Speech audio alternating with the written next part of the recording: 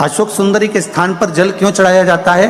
क्योंकि भगवान शंकर की सबसे छोटी लड़की जो है वो अशोक सुंदरी है। और ये जो छोटी लड़की है अशोक सुंदरी, ये नारी को अखंड सौभाग्यता का वर प्रदान करती है। कौन सी नारी को? किस नारी को अखंड सौभाग्यता देती है?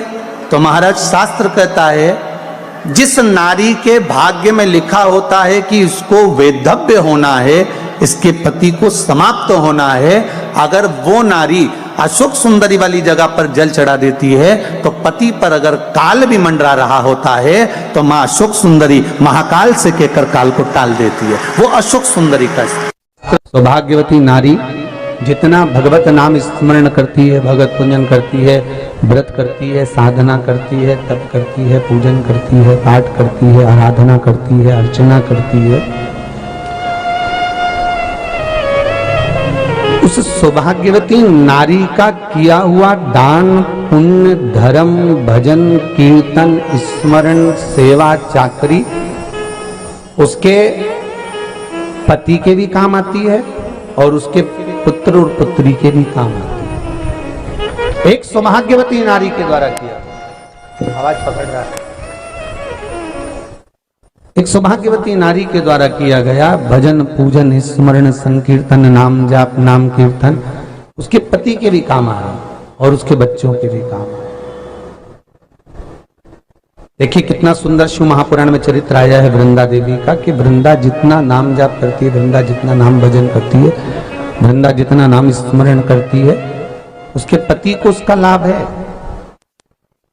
सोमवार के व्रत का अगर आप विधान देखेंगे, और हम तो कहते हैं केवल 16 सोमवार से ही मतलब मत रखो। आप माताएं अगर एकादशी का व्रत कर रही है, सोमवार का कर रही है, मंगलवार का कर रही, बुधवार का करे, गुरुवार का करे, चतुर्थी का करे, तीज का करे, छठ का करे, आप जो भी व्रत करते हो उस व्रत का विधान स्कंद पुराण में लिखा हुआ है। और स्कंद पुराण में क्या वर्णन लिखते हैं कि नारी जब सौभाग्यवती हो जाती है, लड़की की जब शादी हो जाती है और वो अपने पति के घर में जब रह रही होती है, पति के संग रह रही होती है, तो पति के घर में रहकर जितना भजन पूजन करती है, जितना स्मरण करती है, वो उसके द्वारा किया गया भजन, पूजन, व्रत, आराधना, उद्यापन, चाकरी, दर्शन, ये सब का फल उसके पति के खाते में भी जाता है और उसके पुत्र और पुत्री के भी खाते में जाता है। पर उसमें एक बात का विशेष ध्यान रखना, स्कंद पुराण कहती है कि आप व्रत को उठाएं। आपने व्रत उठाया, कहां उठाया? पति के घर से उठाया, ठीक है। आपने व्रत उठाया सोमवार का, 16 सोमवार का, पशुपतिनाथ का, या गुरुवार का, या मंगलवार का, या बुधवार का, जो भी व्रत आपने उठाया वो पति के घर से उठाया। अब आपका फर्ज क्या है कि व्रत आप अगर कर रही हो तो पति के घर का ही अन्न, पति के घर का ही जल,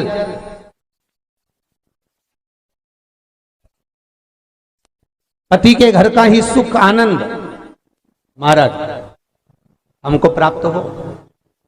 अगर व्रत करने के दिन मालूम पड़े आपके कोई तीज का व्रत, छठ का व्रत, चतुर्थी का कोई विशेष खास जो व्रत होता है, सोमला सोमवार का व्रत, पशुपति व्रत, और आप अपने मायके चली गई और मायके का अन्न जल आपने ग्रहण किया, मायके का प्रसाद ले जाकर, मायके की थाली ले जाकर, मायके का पूजन का सामान ले जाकर आपने भगवान की आराधना करी, तो स्कंद पुराण कहती है वो स्वीकृत नहीं होता, क्योंकि विवाह होने के बाद गोत्र बदल जाता है। उस गोत्र का अन्न चाहिए, उस गोत्र का भाग चाहिए। लगने लगे कि हाँ बहुत कष्ट है, कर्जा भी बढ़ गया, तकलीफें भी बढ़ गई, बहुत दुख भी बढ़ रहा है, कहीं परिवार सही नहीं चल रहा है, तो प्रयास करते रहा करो। हफ्ते में एक बार एक चावल का दाना जल के पात्र में डाल लिया, एक काली मिर्च जल के पात्र में डाल ली, और उस जल को ले गए, थोड़ा सा चंदन का छींटा डाल दिया, ले जाकर शिव जी को समर्पित कर दिया। शंकर को जल चढ़ाने के लिए 5 स्थान हैं जहां शिव को जल चढ़ाया जाता है और शंकर उस जल को स्वीकार करते हैं, जिसको पंचगंगा कहा गया। तो ये 5 स्थान शिव को जल चढ़ाने के लिए ये रखा है। शिवलिंग, गोल जलाधारी, ये चरण जहाँ से पानी नीचे की ओर जाता है। शंकर भगवान के 13 बच्चे हैं, 13 की 13 बच्चे, शिव जी का संपूर्ण परिवार, 33 कोटि देवता, 64 योगनियां, सब शिवलिंग के आसपास में।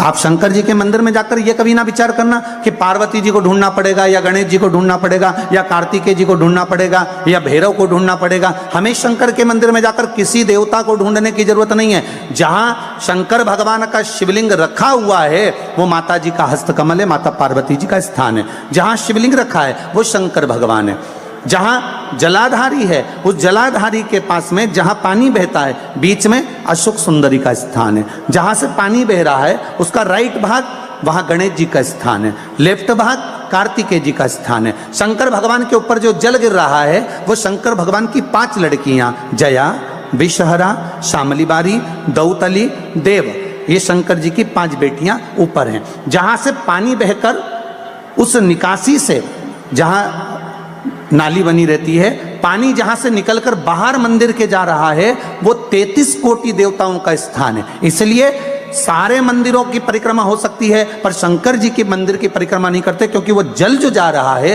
वो 33 कोटि देवताओं का स्थान है, उसको हम लांघ नहीं सकते। वो स्थान जल चढ़ाते समय आप इसका स्मरण रखें। पानी का जब पात्र लेकर जाते हैं मंदिर के अंदर, सबसे पहले शिव जी का जो जलाधारी है उसमें राइट भाग पर अपनी मनोकामना कर कर जल चढ़ाएं, फिर लेफ्ट भाग में चढ़ाएं रोग मुक्ति के लिए।